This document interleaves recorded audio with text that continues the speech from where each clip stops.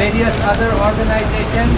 But most importantly, we have come here to stand, first of all, in solidarity with the workers who were burned to their deaths because of the carelessness of the factory producers, of the supply chain, the entire supply chain, which is supposedly very hard to trace back to the consumers in the US, in Europe, in India, and anywhere across the world who are consuming these products without knowing where they are coming from, who is making them, what conditions they are making them under, what happens to the farmers who are growing the cotton, what happens to the workers who are offering their cheap labor to make these clothes.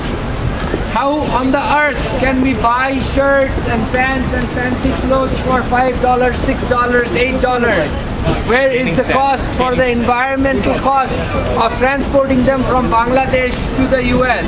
Where is the cost for the safety concern of these Tazreen workers who died because they were locked up in a cell-like, prison-like conditions where they were working? If that is the way we are getting our cheap clothes, should we be wearing them? Should we not be conscious about who's making our clothes, who's growing the cotton that we are putting on our body? So I thank you all for coming here and standing in solidarity with these workers. We also want to make the consumers and the society at large aware of the issues. If you think it is too hard to trace the supply chain of your clothes, maybe you are better off not buying them at all. Maybe you are better off paying $5 more and getting them from a place where you know who's making them, you know who's growing the cotton. Maybe you will be able to afford 4 pairs of less jeans, but those will be the right jeans for you. Those would fit you the best, not 5 other jeans that have come at the expense of exploitative conditions under which people have been forced to work, under the exploitative conditions that have been thrust upon them because the environment is being destroyed. They have no livelihood options and are forced to take up these unhealthy and exploitative works that they have been doing.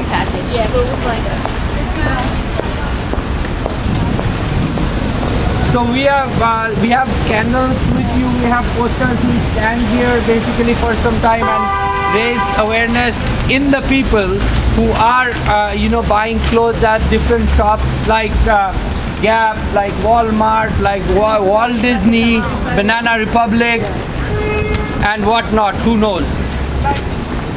I would invite Tamjid to say a few words. He hails from Bangladesh. He's a PhD student at UMass Boston.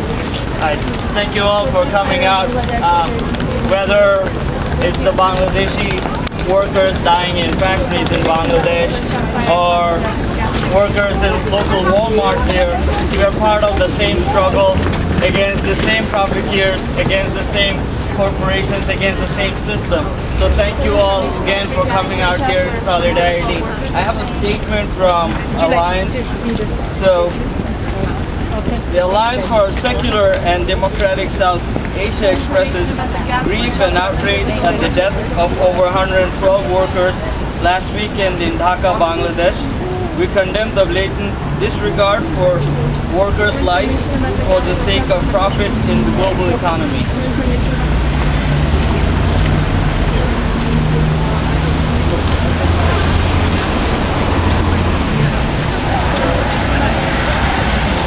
The numbers hide our sorrow.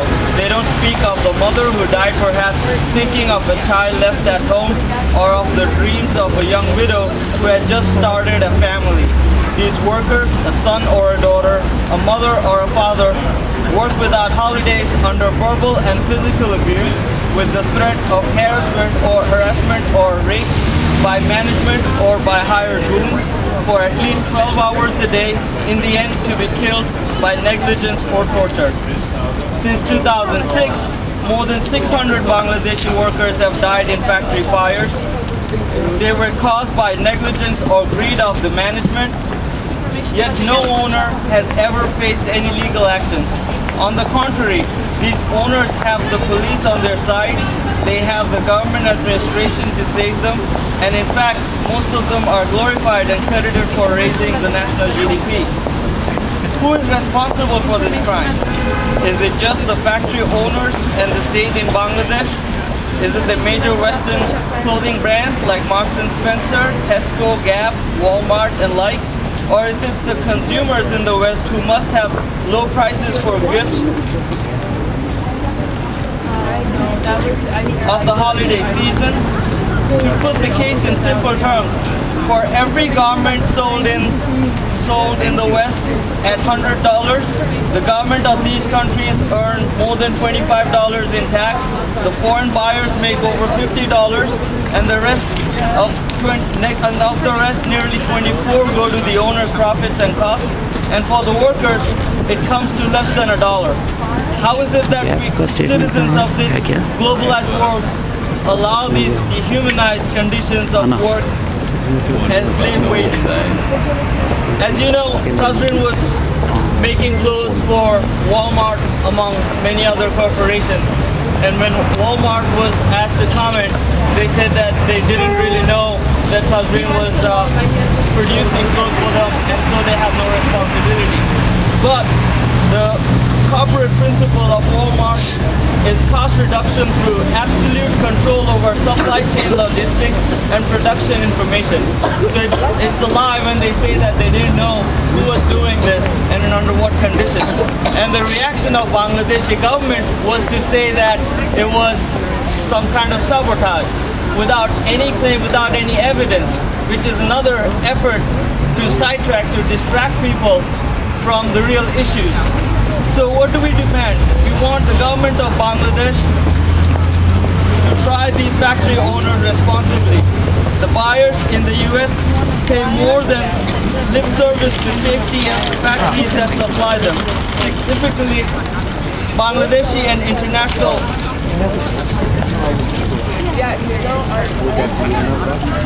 unions and labor rights organizations have initiated an independent fire and building safety in Bangladesh and Pakistan. And there must be central role for workers, unions, and binding contract to make the commitments enforceable. Thank you.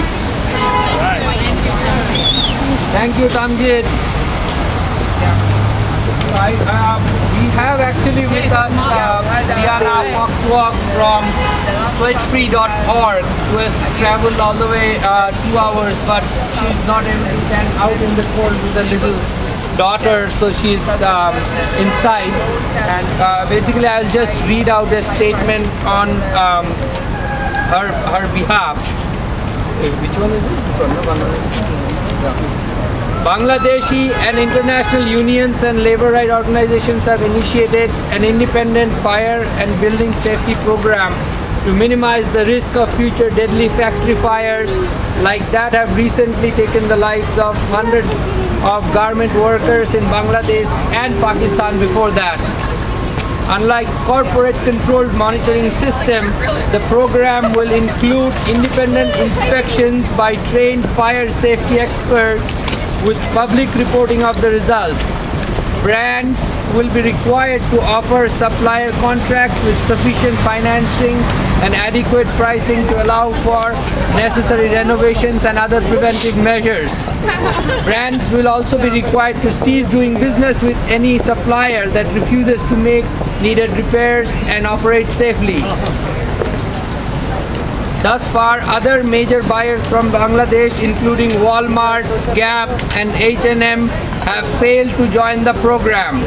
Labor rights groups are calling on these brands to join the independent Bangladesh Fire and Building Safety Agreement to protect the lives of the workers who make their clothing. To learn more about it, please go to laborrights.org/gap petition. So I hope this holiday season people are sensitive to the people around the world, would understand that the lives of the workers in Bangladesh are as important as the lives of the workers in the US, in India, in Nicaragua, or any part of the world. In this day of globalization, it's not about just globalizing profits. It's also about globalizing justice. It's globalizing safety standards. It's about globalizing fair wages. So the reason why today we see so many brands getting their clothes made in Bangladesh or in Sri Lanka or in Pakistan is not because they love Bangladesh or Sri Lanka or Pakistan. It's because the labor there is cheap. People work for much lower prices than they would work for in the US or in the Europe. So is this a world order we want to live in, where economic? Yeah. Right. So will we let economics dehumanize us? No. Do we want equal pay for all workers? Yes. Do we want safe working conditions for all workers? Yes. Should we buy at Walmart? No. Should we buy at Gap? No. Should we buy at H&M? No. What should we buy? Should we buy who has fair wages? Yes. Those who look after their workers? Yes. Those who have safe working conditions? Yes. Thank you. Thank you.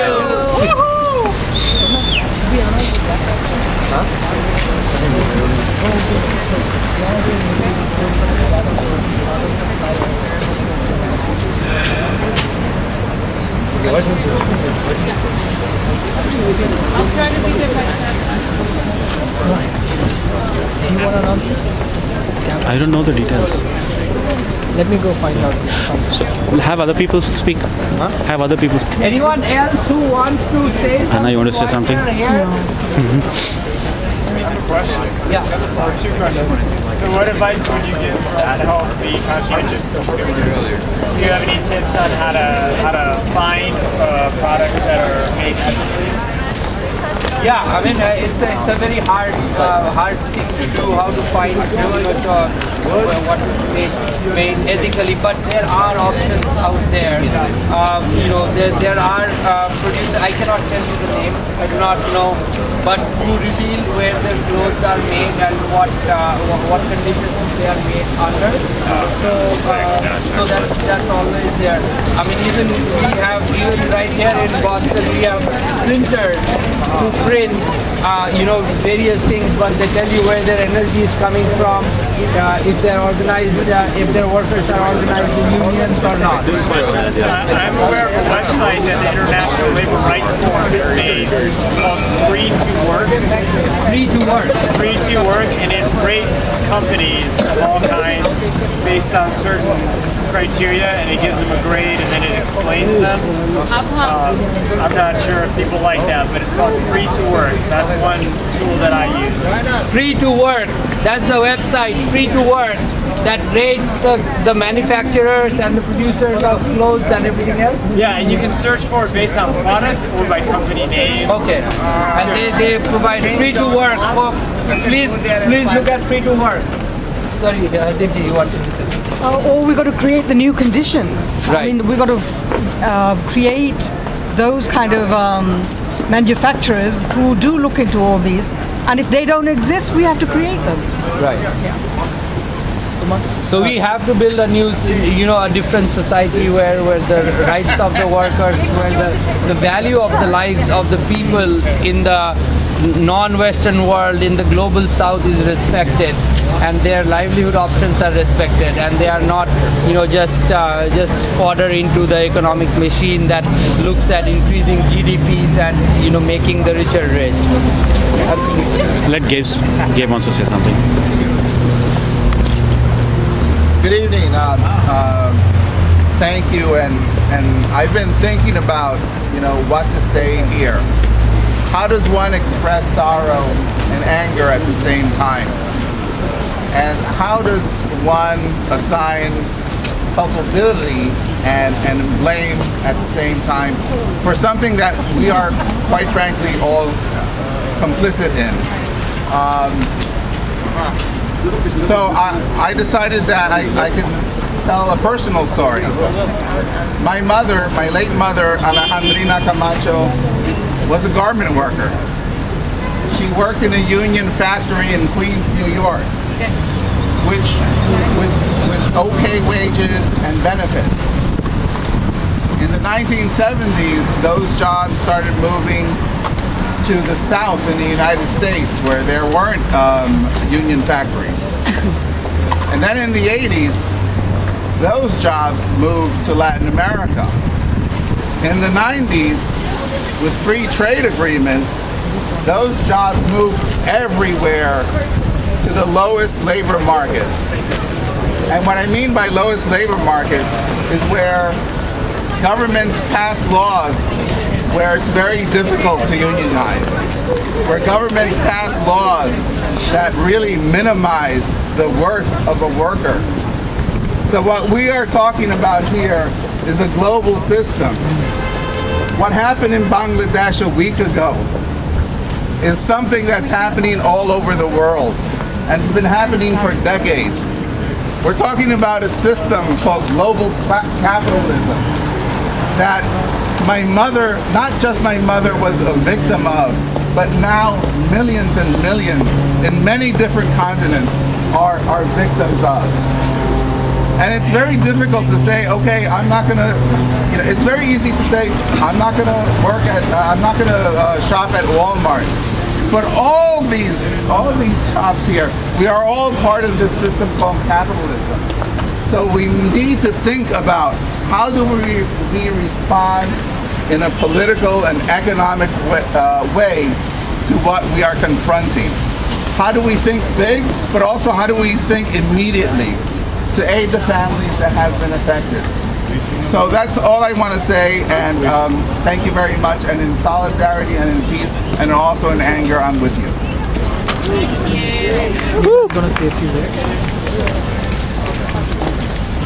Hello everybody, my name is Liana Foxvogue. I'm a national organizer with the International Labor Rights Forum, and we've been organizing together with labor rights groups in Bangladesh, especially the Bangladesh Center for Workers' Solidarity, as well as with independent unions in Bangladesh, including the National Garment Workers Federation and the Bangladesh Garment and Industrial Workers Federation, as well as a number of other labor rights groups and unions in Bangladesh for a number of years to stop the trend of unsafe factories, to stop the poverty wages, to stop the repression of labor rights organizers.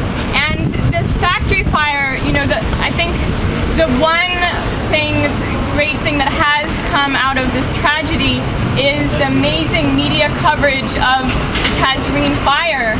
However, it really is a trend, and now it's a time to use this moment that the media is covering this incident to talk about Walmart is responsible, all these other companies are responsible, and it's not just one fire, in fact it's a trend. We have a report that we're coming out with on December 14th. And that report shows that since 1990, over 1,000 workers have died in factory fires and other unsafe building incidents in the Bangladesh garment industry, including boiler explosions, building collapses, and so on.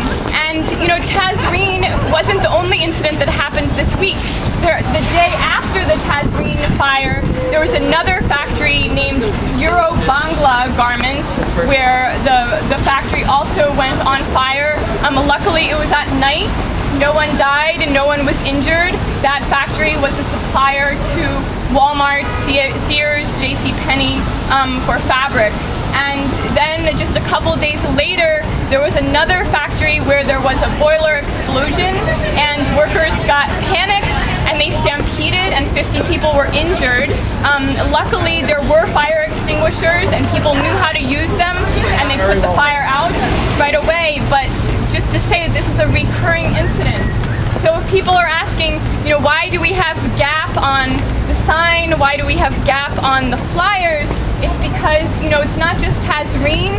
In fact, we've been negotiating with corporations for over a year for what we're calling a comprehensive and independent Bangladesh fire and building safety agreement. And Gap has been in these negotiations. They were very promising, they were very positive, so we didn't make a big campaign out of it. We were talking to them behind the scenes. But what happened? 2 months ago in October, they pulled out of negotiations and they launched their own fire safety program. And if you glance at the Gap website, it might look pretty. It might look like, oh, something great is happening here. But if you look into the details, what's missing? Worker voice is missing. It's a voluntary program. It's not legally binding. There is no requirements to pay a higher price to the factories so that the factory owners can afford to bring the buildings into compliance. So this is some of the information that's coming out in the report that we're doing, where we look at how these factories are built in residential areas. The buildings were built for residential purposes. They weren't built for heavy industrial purposes. And so 80% of the over 200 or over 300 factory fires that have occurred in the last decade in the Bangladesh garment industry are because of these electrical short circuits when the circuitry is completely overloaded. So it's a widespread problem and it needs a widespread solution. So that's why we're pressing on the Gap to join this fire and building safety program that involves independent inspections with worker involvement, public reporting of all the results of the inspections, paying a fair price to factories so that they fix the buildings, and also union and worker involvement in overseeing and implementing the program. So those are just some of the aspects of the program that, in fact, Tommy Hilfiger and Calvin Klein and a few other brands that are all part of PVH Corporation have already signed on to. A German retailer called Chivo has already signed on to it. We need to pressure Gap into signing on, and we also need to pressure the 2 other top buyers from Bangladesh into signing on. So that's Walmart and H&M. So there are petitions out there that are online, and it's really exciting to see that this isn't just online activism. The communities are coming together, and that hopefully we can really use this media moment to urge change. And the final thing I'll end with is, so why December 14th for this upcoming report? Why are we organizing around the state? Because that's 2 years since the factory fire at That's It Sportswear, which is owned by the Hamim Group, and that's where there was a factory fire on December 14th, 2010. So it's going to be the 2nd anniversary, and that was a Gap supplier. They also supplied to Abercrombie, Carter's, Target, BF Corporation, and already the only company of those companies that was using the factory that have signed on was Calvin Klein and Tommy Hilfiger. So now we're pushing on the 2nd anniversary of this other tragic fire for more companies to join this fire safety agreement. It's great to see everybody, and I know it's just going to build from here. Thank you for the time. Thank you. Are there more flyers? So thank you everyone. I think Pooja has another announcement. Sorry. 1 minute. We walk by the Gap. Karim bhai from बाद में?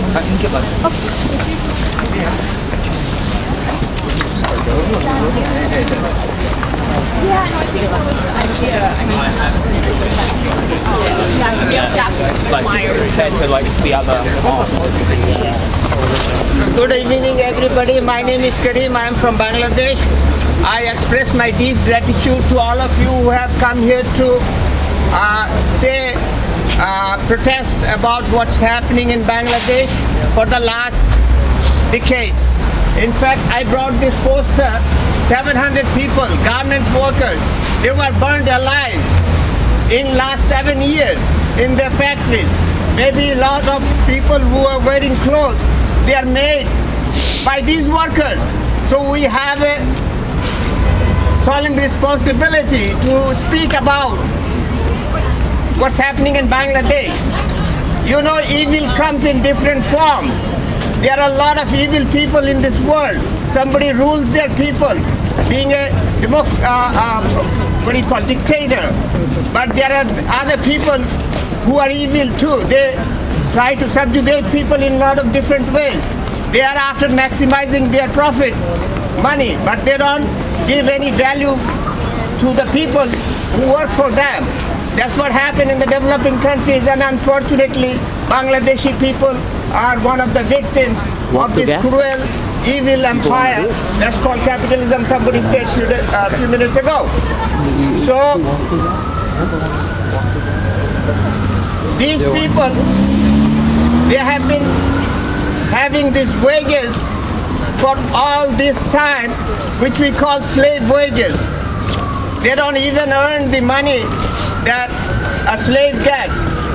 So these are the workers, and some of these companies from America, from Europe, they don't even try to enforce the safety standards that's universal, because they want to have cost minimization. They don't want to pay extra money for the safety of the workers.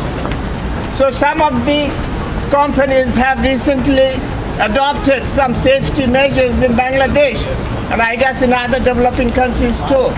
This kind of incidents happening in Bangladesh and in all other countries.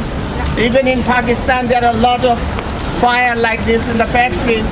And unfortunately in Bangladesh, being the second biggest exporter of garments after China, they are one of the worst victims of this globalization. So I would like, somebody just spoke from the International Labor Forum.